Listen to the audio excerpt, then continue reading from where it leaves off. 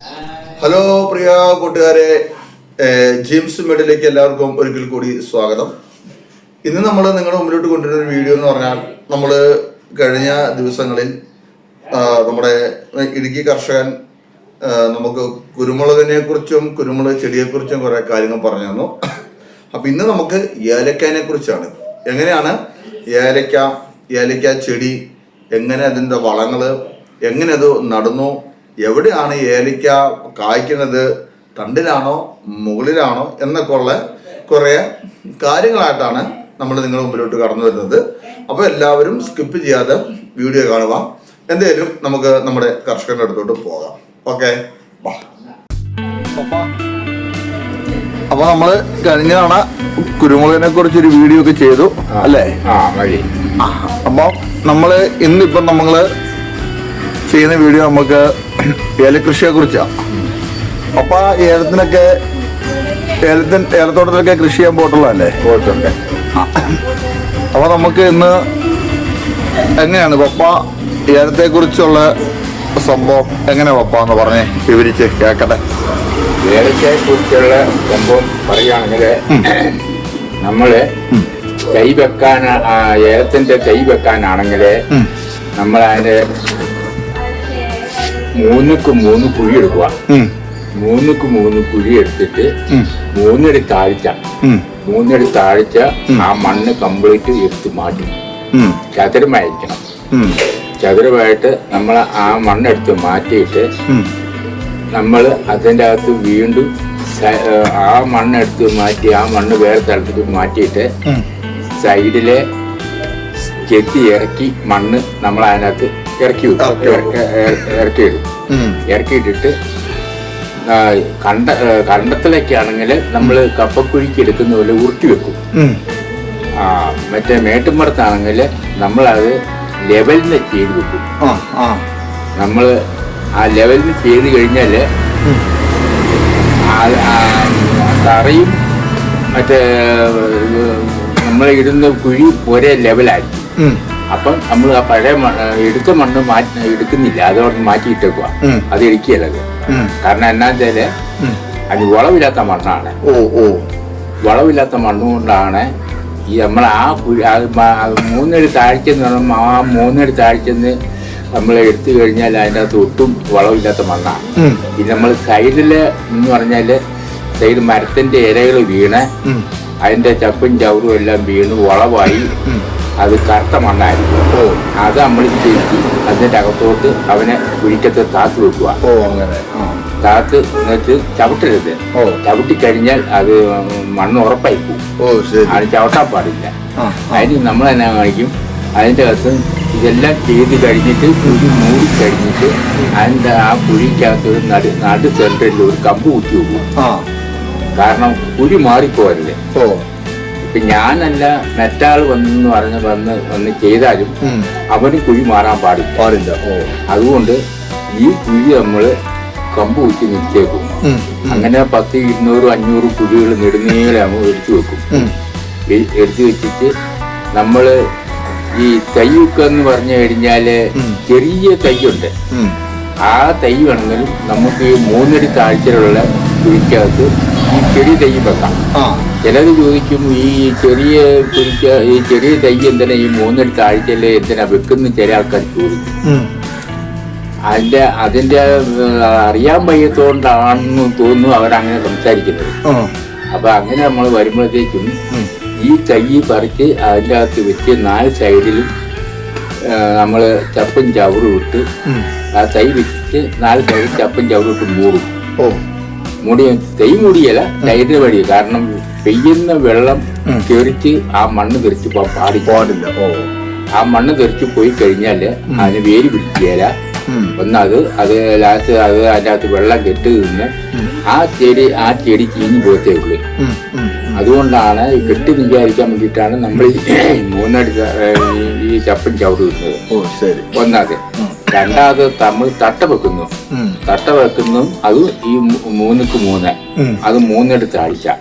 അത് 3 താഴ്ചയിലും അത് ഇതുപോലെ തന്നെയാണ് നമ്മൾ ചെയ്യുന്നത്. ആ മണ്ണെടുത്ത് മാറ്റിയിട്ട് അതിൻ്റെ അകത്തിട്ട് ഈ ചപ്പും ചവറും ഇട്ട് നമ്മൾ മൂടി അവനെ ക്ലിയർ ആക്കി ആ കുഴി പിന്നെ മേട്ടുംപുറത്താണെങ്കിൽ നമ്മള് ഒരുപാട് കുഴി നികത്തിയല്ല.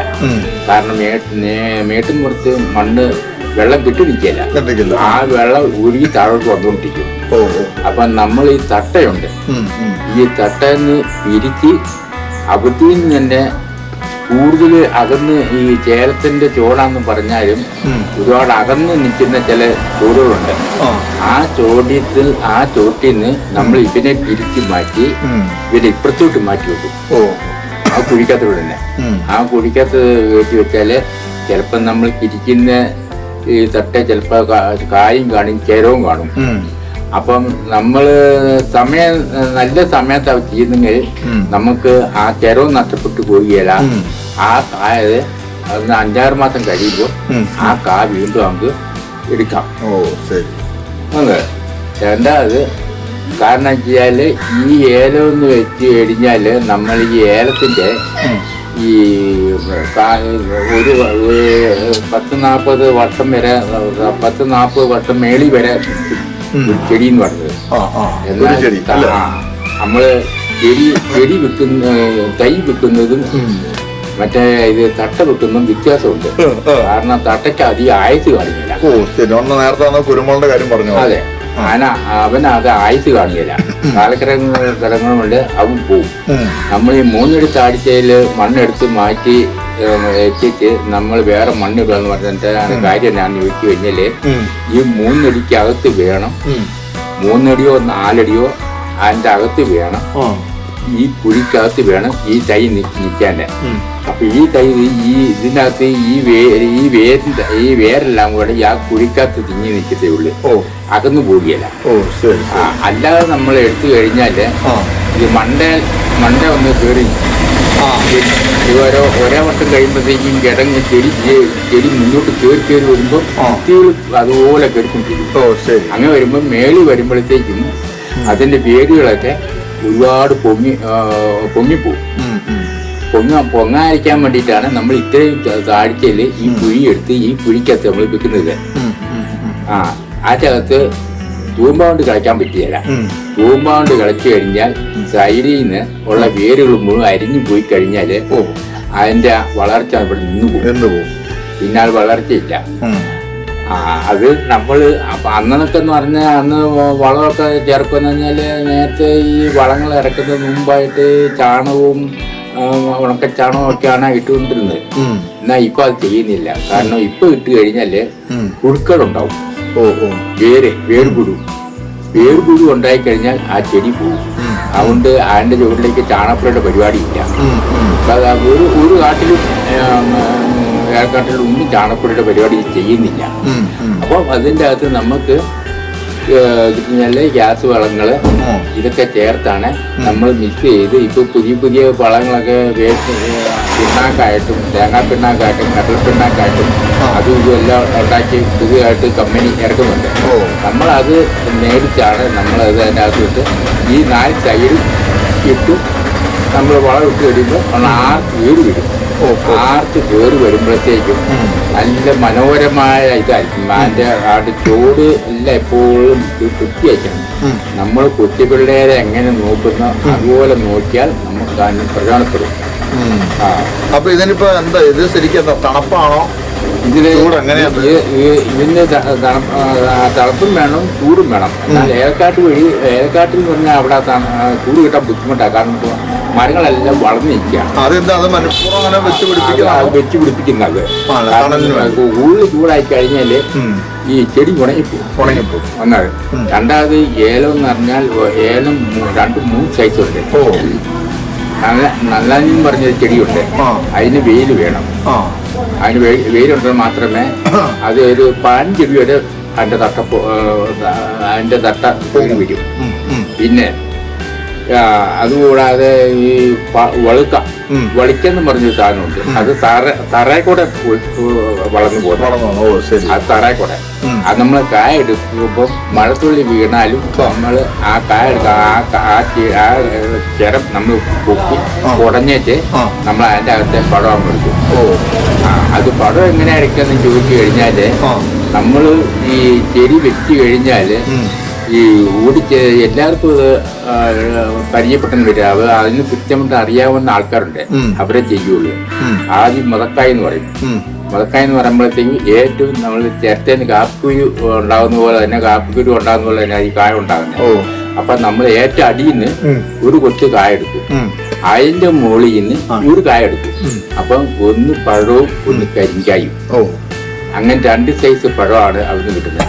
അത് നമ്മൾ എടുത്തു കഴിഞ്ഞാല് പിന്നെ 40-ാം പൊക്കാണ് അടുത്ത് എടുക്കുന്നത്. അത് പറയുകയാണെങ്കിൽ ഇപ്പം 40-ാം പൊക്കം എന്ന് പറഞ്ഞാൽ ചില പറമ്പില് പണി പോലെ ചെയ്യും. കാരണം ചില ഈ തവള, അണ്ണാന് ഇതൊക്കെ തിന്നും. അത് തിന്നുമ്പോൾ നമുക്കറിയാം അവൻ്റെ ആ ചൂട്ടിൽ തന്നെ അതിന്റെ തൊലിയെല്ലാം അവിടെ ഇട്ടേക്കും. അതിന് വേണ്ടിയിട്ട് ഈ മരുന്നിലടിക്കും. മരുന്നിലടിച്ച് വരുമ്പോഴത്തേക്കും ആ മരുന്നിന്റെ ഇതുകൊണ്ട് ചില അണ്ണാനൊക്കെ ചത്തുപോയിന്ന് വരും, ചില തവളയും ചത്തുന്ന് വരും. അതൊന്നും പറയാൻ പറ്റിയല്ല. അപ്പം അങ്ങനെയൊക്കെ വരുമ്പോഴത്തേക്കും നമ്മളത് ഈ മൈസൂർ ചെടി എന്ന് പറഞ്ഞൊരു ചെടിയുണ്ട്. അതും മറ്റേ ഒരു ചെരം എന്ന് പറഞ്ഞാൽ ഓരോ ചെരം 3 അടി 4 അടി നീളമുണ്ട് ഒരു ചെരത്തിന്. അപ്പൊ തറച്ചേരി ഒരു ചെടി നമ്മൾ വെച്ച് കഴിഞ്ഞാല് ആ ചെടി ചുറ്റളവ് വെച്ച് വെക്കുമ്പോ ഏറെക്കുറെയൊക്കെ പച്ച വരുമ്പം ആ പച്ച ചിലപ്പോ നല്ല ചെടിയാണെങ്കിൽ 10-15 കിലോ വരെ ആ ചെടിയെ എടുക്കാം. ചില ചെടിയാണെങ്കിൽ 2-3 കിലോ കിട്ടുള്ളൂ. നമ്മള് ഈ 3 സൈസ് നിന്നാൽ ഈ 3 സൈസിന്റെയും 3 വ്യത്യാസമുണ്ട്. കായ്ക്ക് വ്യത്യാസമുണ്ട്, കായ്ക്ക് വ്യത്യാസമുണ്ട്. അപ്പം കായ്ക്ക് വ്യത്യാസം മുഴുപ്പുള്ളതുകൊണ്ട്, ചിലത് ചെറുതുള്ളതുകൊണ്ട്. നമ്മൾ ഇത് എടുത്തു കഴിഞ്ഞാൽ ഈ കായ നമ്മൾ സ്റ്റോറിൽ കൊണ്ട് ഉണക്കിയെടുക്കും. ഉണക്കിയെടുത്ത് ഇടുമ്പോഴത്തേക്കും നമ്മൾ കടയിൽ കൊണ്ടേ കൊടുക്കുമ്പം കേടോ ഒന്നും നമ്മൾ നോക്കുന്നില്ല. അവരൊരു വില പറയുന്നു.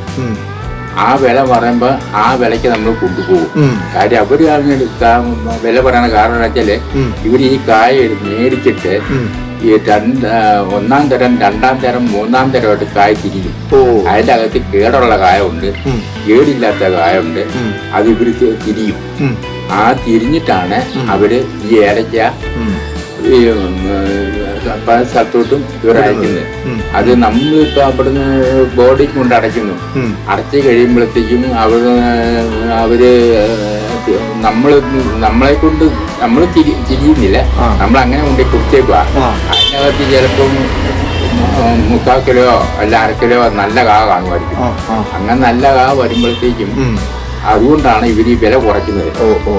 അപ്പൊ അവർക്കും പണിയുണ്ട് അതിൻ്റെ അകത്ത്. അവർക്ക് അതിൻ്റെ അകത്ത് അവര് 2-ാം തരം 3-ാം തരം ഒക്കെ ആക്കി മാറ്റി വെക്കുവര്. മാറ്റി അങ്ങനെ വരുമ്പോ കുറയും, വില കുറയും. അപ്പം വില കുറഞ്ഞു കഴിയുമ്പോഴത്തേക്കും നമ്മൾ ആ വിലക്ക് കൊടുത്തേ വെക്കുള്ളൂ. അപ്പൊ ഏത് കട ചെന്നാലും എല്ലാവരും കടക്കാരല്ല ഒറ്റ കട്ടയായിട്ടേ നിൽക്കുള്ളൂ. അല്ലാതെ പരിചയത്തിന്റെ പേരിലോ അല്ലാത്ത പേരിലോ ഒന്നും അവിടെ ഒന്നും കുറച്ചില്ല. ഇത് കൂടുതലും ഈ എസ്റ്റേറ്റ് കൂടുതലുള്ളവരാണെങ്കിൽ അവർ ബോർഡിങ് നേരിട്ട് ബോർഡിലങ്ങ് അടയ്ക്കത്തേ ഉള്ളൂ ആ കായ്. നമ്മളെ പോലെ 1 ഏക്കർ 2 ഏക്കർ ഉള്ളവനൊക്കെ അവനും ബോർഡിൽ അടച്ചില്ല. ആ കായ അവരെടുക്കില്ല. അത് നമ്മൾ തന്നെ ആ കായ നമ്മൾ കടയിൽ കൊണ്ടിട്ടുണ്ട്. ബോർഡിൽ കൊണ്ട് കടച്ച പൈസ കൂടുതൽ കിട്ടും. അവർക്ക് പൈസ കൂടുതലും കിട്ടും. അത് വർഷത്തിൽ എന്തോ ഒരു കണക്കുണ്ട്. ആ കണക്ക് വെച്ചാണ് കൊടുക്കുന്നത്. അപ്പൊ അവിടുന്ന് അതിന്റെ ചെറിയ ചെറിയ സഹായങ്ങളും കാര്യങ്ങളൊക്കെ നമ്മളൊക്കെ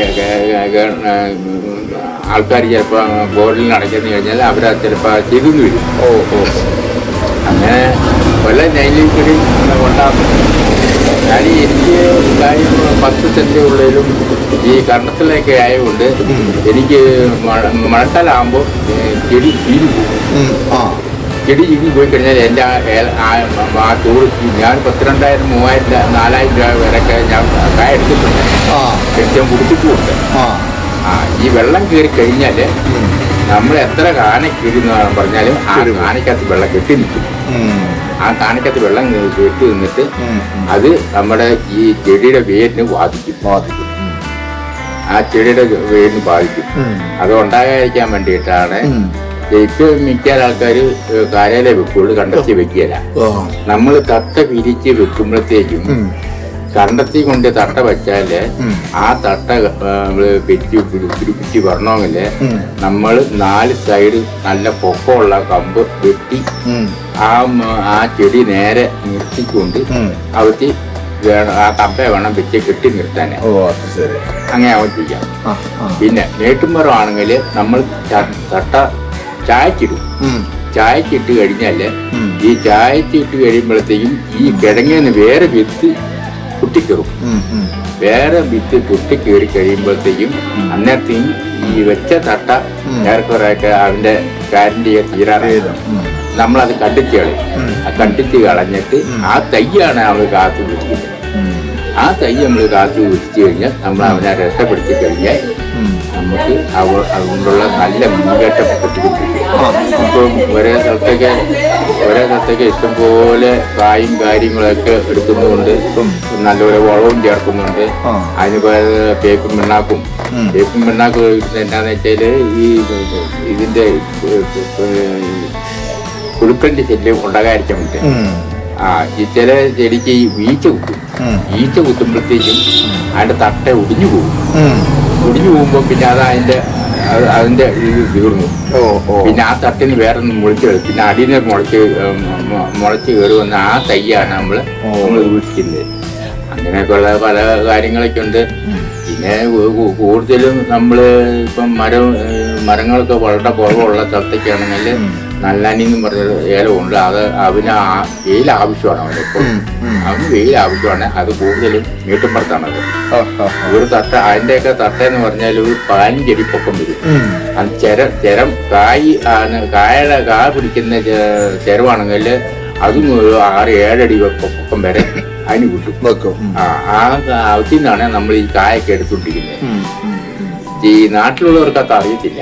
കാരണം നാട്ടിലുള്ളവർ പറഞ്ഞത് ഇത് മറ്റേലാണോ കായ്ക്കുന്ന ഇങ്ങനെ പലരും ചോദിച്ച് മനസ്സിലാക്കിയിട്ടുണ്ട്. ഏലക്ക ഉണ്ടാകുന്ന മറ്റേലാണോ? അപ്പൊ അങ്ങനെയൊക്കെ ചില ആൾക്കാർ ചോദിക്കുന്നുണ്ട്. കാരണം അവർക്ക് ഈ ഹൈറേഞ്ചിലും മറ്റേ വയനാട്ടിലൊക്കെയാണ് ഈ ഏലത്തിന്റെ പരിപാടികൾ കൂടുതലും ഓടിക്കൊണ്ടിരിക്കുന്നത്. ഇടുക്കിയിലും വയനാട്ടിലും അതുപോലെയൊക്കെയാണ് ഒരുപാട് നടന്നുകൊണ്ടിരിക്കുന്നത്. അപ്പൊ നമ്മളെങ്ങനെ പണിയുന്നത് നമ്മുടെ പണി അനുസരിച്ചാണ് ഒന്ന്. രണ്ടാമത് നമ്മൾ വേറെ മണ്ണ് നമ്മൾ അതുപോലെ തന്നെ അതാവ വേര് പൊങ്ങിപ്പോയാൽ നമ്മൾ നടുക്കുന്ന ഒരു കുഴിയെടുക്കും. കുഴിയെടുത്ത് ആ കുഴിയിലെ മണ്ണെടുത്ത് ഈ വേരിന് മേളിലേക്ക് അങ്ങോട്ട് മൂടിക്കൊടുക്കുമ്പോഴത്തേക്കും ആ വേര് മൂടിപ്പോകും. അപ്പം ഒന്നുകൂടിയും ശക്തി കയറുവാണ്. ആ ഇതിന്റെ ചെടിയുടെ ശക്തി കയറി. പിന്നെ ആ കുഴി എന്നാ നമ്മൾ ഈ തട്ട മൂത്ത തട്ടയാണെങ്കിൽ അത് കണ്ടിച്ച് മുറിച്ച് അതിന്റെ പോളയെല്ലാം അടത്തി കളയണം. പോളയൊക്കെ അടത്തി കളഞ്ഞില്ലെങ്കിൽ ഇട്ടിക്കുഴു കയറുന്ന വാഴയ്ക്ക് പുഴു കയറുന്ന പോലെ ഇതിനും പുഴു കയറും. അതിന് നമ്മൾ എന്നാ ചെയ്യും, ഈ കുഴിക്കകത്തോട്ട് ഇതെല്ലാം കൂടെ അമുക്കി വെട്ടി അരിഞ്ഞെല്ലാം ഇട്ട് ആ കുഴി മൂടിക്കളയും. ആ മൂടിക്കഴിയുമ്പോഴത്തേക്കും അത്രയും ഭാഗത്ത് മഴ പെയ്താലും ആ വെള്ളം അവിടെ പിടിച്ചു നിൽക്കും. അപ്പൊ ആ അടുത്ത പുഴയുടെ ചൂട്ടിൽ നമ്മൾ ഏലത്തെ ചൂട്ടിലായിട്ടില്ല. ആ വെള്ളവും കൂടെ ഇതിൽ കിട്ടും. അപ്പൊ ഒരിക്കലും ആ കുടി ഏലത്തിന് ഉണക്ക് തട്ടുന്നില്ല. ഉണക്ക് തട്ടാതെ നേരെ തന്നെ ആ കുടി ലെവലാവും. അതുപോലെ തന്നെ നമ്മൾ മരുന്നടിക്കുക. പിന്നെ ഈ കുമ്മായം വാരി ഇടുക. കുമ്മായം വാരി ഇടുന്ന എന്താണെന്ന് വെച്ചാല് ചെടിവളമുണ്ട്. ചെടിവളം വലിച്ച് ദൂരക്കളയാൻ വേണ്ടിയിട്ടാണ് നമ്മൾ കുമ്മായം വാരി ഇടുന്നത്. അതല്ലെങ്കിൽ ആ ഏലവും കൂടെ കേടായിപ്പോവും. കേടാകാതിരിക്കാൻ വേണ്ടിയിട്ടാണ് നമ്മൾ കുമ്മായം വാരി ഇടുന്നത്. അതിപ്പം കുമ്മായം വാരി ഇടുന്ന ഏലത്തിന് തന്നെയല്ല, കുടിക്കാണെങ്കിലും ശരി, എന്തിനാണെങ്കിലും ശരി, നമ്മൾ നെൽകൃഷി ചെയ്താലും അതിനും കുമ്മായം വാരി ഇടും. ഇന്നത്തെ കാലത്ത് നെൽകൃഷി ആർക്കും ഇല്ലാത്തതുകൊണ്ട് ആരും ചെയ്യുന്നില്ല. ഓക്കെ, അപ്പൊ ഇത്രയും പറഞ്ഞാൽ പപ്പായ്ക്ക് ഒരുപാട് നന്ദിയുണ്ട്. അപ്പൊ നമുക്ക് അടുത്ത വീഡിയോ വീണ്ടും കാണാം. ഓക്കെ പപ്പാ.